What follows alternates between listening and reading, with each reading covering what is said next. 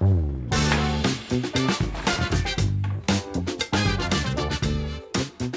guys, JJ here at Mixed Media Woodworks. Before we get too far involved here into this video, it's going to be show and tell. We just got the mail.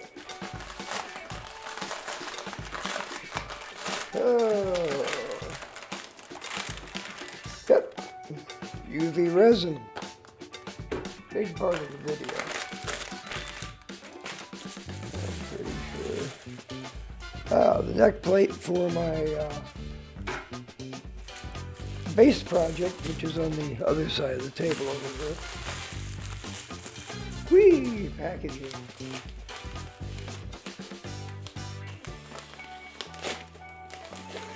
Well, they certainly make it somewhat easy to get into. Aha! Dental syringes. This is going to make things so much easier for me, I think.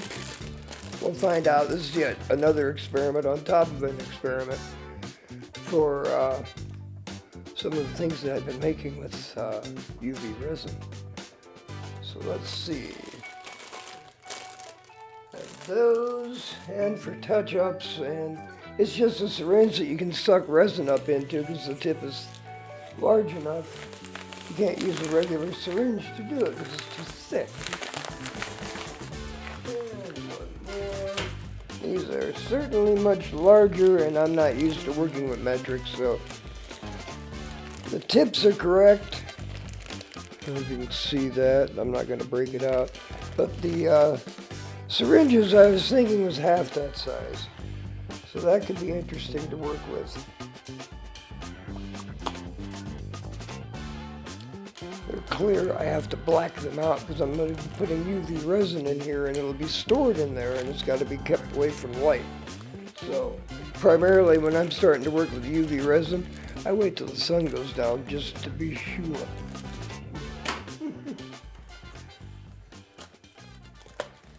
And now here's the other ones. Get them out of the box. Yeah, that's what I was looking for. That size. Big difference.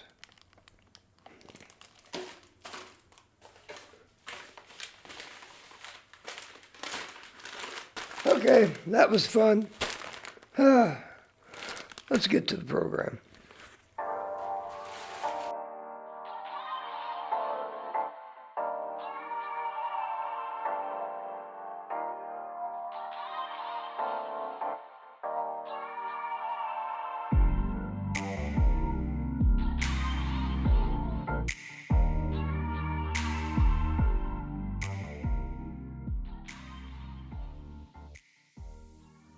Happy New Year!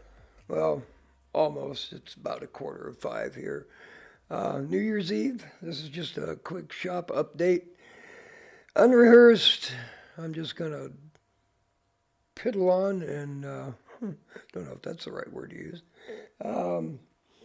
We've got 3 little things here that we've been working on through the holidays, and once tomorrow passes us by, and we get into the first week of the new year, I'll be able to get after some of this. I just finished pouring last night my Nightlight project, and here's a few clips of that. It's just a lighted marine aquarium kind of looking thing, and I hope that I can sell it on Etsy or on Facebook, wherever.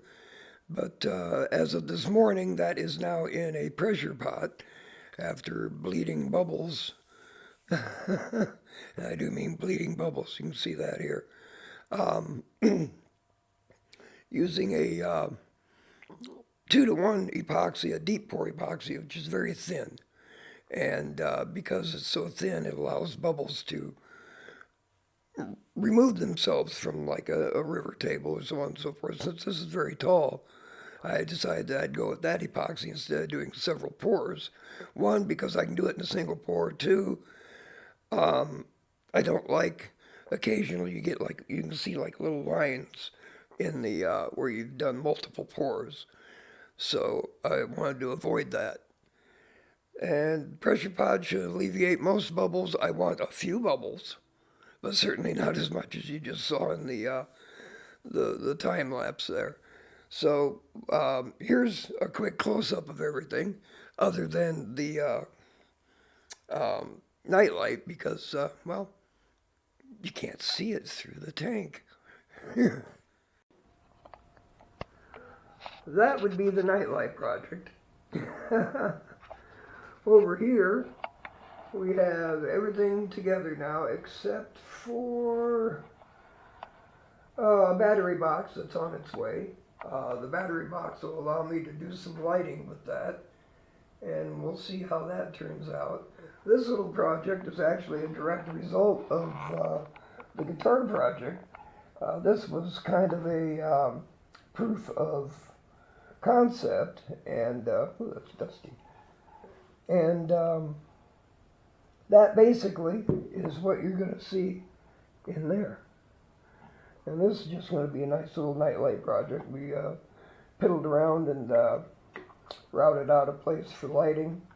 And for the switch, I still got to put a jack in here for the power supply. 100 points for whatever that's worth. Maybe I can tell me what the shape that is. But that's where we're at. Oh, I bet you saw those, didn't you? Yeah, that's going to be fun. That's what we've been doing with the UV resin. By using the UV resin, I'm able to make some 3D objects, and these little jellyfish I thought were pretty cool. What I'd originally had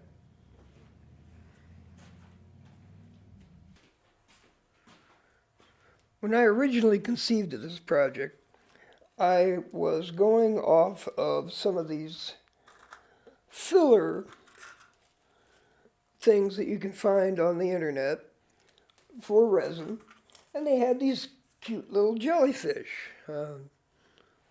They're really small, obviously. So I thought, okay, I've got these fluorescent glow-in-the-dark powders. Let's see if we can paint them. And that turned out horribly. So I had bought the UV resin originally for attaching these to small pieces of clear resin that would disappear when you poured it, to place them in the tank. And I was really disappointed with these. I may use them for something else, something very small, something like this perhaps, this size. But you can see we made several, and you can tell the progression of detail from that. Let's see, wait a minute. That was the first one I made, and it looks okay. Looks good under fluorescent light. And that progressed through these where I'm trying to get details of a little bit of the anatomy. And then that progressed into getting a little bit more into it. And it really kind of shows through there, and definitely does when it glows, to these. And we're still experimenting. So getting these in the mail today. Hopefully I can use these for doing like the cilia, if that's the correct term. I'd have to really look up because I haven't researched them that much, but I should. Because I really want to try to get a good detailed one. So we'll see how that goes. And that's kind of where we're at going into the new year. Hope everybody is doing well, survived Christmas. And hope Santa brought everybody what they wanted. I'll leave a link down below here as to what these are and where you can get them. Safe New Year's Eve, everybody. Stay upright, breathing, and creating. We'll see you later.